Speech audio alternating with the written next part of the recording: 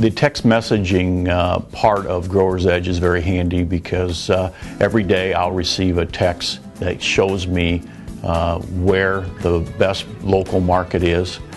That's what I like about Grower's Edge too. It gives me the information I want on my smartphone so that if I'm not in the office, I still get the information that I need.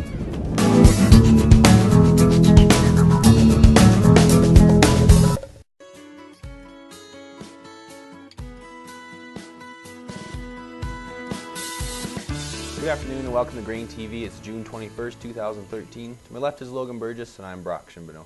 We had another negative day for the grain markets. Let's turn over to Buyer Tip to see how we ended the week in Chicago. Corn on the old crop was down 11.5 cents. Corn for new crop was down 4 1/4. Soybeans, old crop down 4 1/4. Soybeans for the new crop down 11.5. Wheat in Chicago down 2.5, and Kansas City was off just 1/2 cent today. Another strong day for the dollar index as well.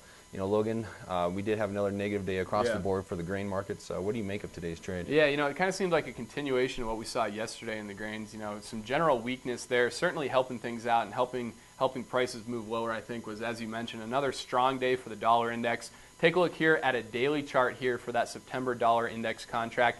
You can see here the third day in a row of strong gains there. And this really got started on Wednesday with the Federal Reserve meeting and hints that they could be tapering their bond buying program here in the coming weeks. So that's something that could be affecting the grains to come. But right now it really seems like, in particular on that new crop, a lot of speculation about acreage and yield on this crop continues to weigh on things. We didn't get any formal announcements today or new fundamental news as it regards to acreage or yield, but we did get some good information out from Planalytics. They had a good report detailing their expectations for the yield on this new crop. Brock, can you kind of break down that report and kind of what does that mean for prices here? Yeah, our weather provider, weather intelligence provider, Planalytics, basically released their most recent round of yield forecasts, and basically they base it on greenness across the country. They also use good to excellent ratings from the USDA, and then they use historical trends for certain areas across the country as well. If we take a look at the corn yield forecast here, you can see there's not big changes anticipated by Planalytics for, based upon what they were reporting last period. But one area to note is Indiana. They're looking at about a 2.9 bushel per acre increase. So that's an important area to note. As far as across the country, Planalytics is predicting about a 0.3 of a bushel per acre decrease from the previous reporting period. This is 9.3 bushels per acre below the current trend line yield and 7.7 below the current USDA projections. So, you know, Planalytics is coming in quite a bit lower than what the USDA is forecasting right now, but comparing it to last year, this is 25 bushels per acre below last year's disastrous crop that we had. So we're still looking at a pretty good crop across much of the growing area for corn. A little bit of a different story for soybeans. You can see that they're projecting a little bit better yields than what they had previously in their last reporting period, up by about 0.2 of a bushel per acre. This is still about 2.9 bushels per acre below the current USDA projections, and it's about 2 bushels per acre above where we were last year at this time. And of course, if you want a full state-by-state breakdown, head over to grainhedge.com. You can take a free demo and we'll get you out the full report of the Planalytics yield forecast. You know, Brock, looking at the corn numbers here, certainly quite a bit lower expectations for yield than what the USDA currently has projected.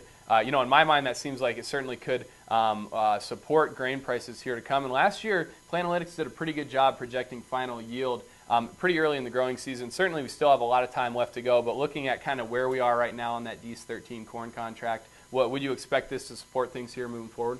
You know, I think it will if we do see some yield reductions. And basically what Planalytics was citing as the reasons for the yield reductions right now is the late growing season, the late stages of the lateness in the production phases that we're going through right now. And this is really going to put the most important production phases into the later part of July and early August. So we're going to be looking at possibly some heat during that time, maybe some dryness, so we could see some yield reduction, and that's really what Planalytics was citing here. So if that does come, and we do, at the end of July, see some hot, dry temperatures, we definitely could see some yield reductions made by the USDA. Yeah, absolutely. Well, you know, as it relates to acreage here, we haven't had a lot of new information here recently, but the trade's certainly focused on next Friday's report. That's when we're going to be getting the big June 28th planted acreage report. And we did get some information out today from Reuters. They do a poll of analysts, and the average analyst guess is looking for 95.3 million acres to be reported planted for corn by the USDA next Friday. If we compare that to what the USDA cited or projected in their June WASDE report,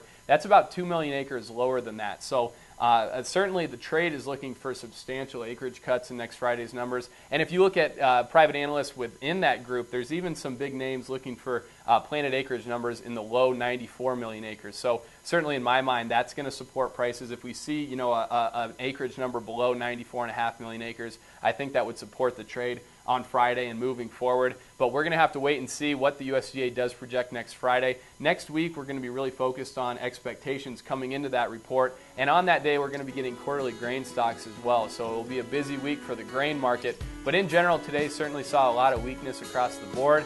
Thanks a lot for joining us here on GrainTV. Have a great week. We'll see you next Monday.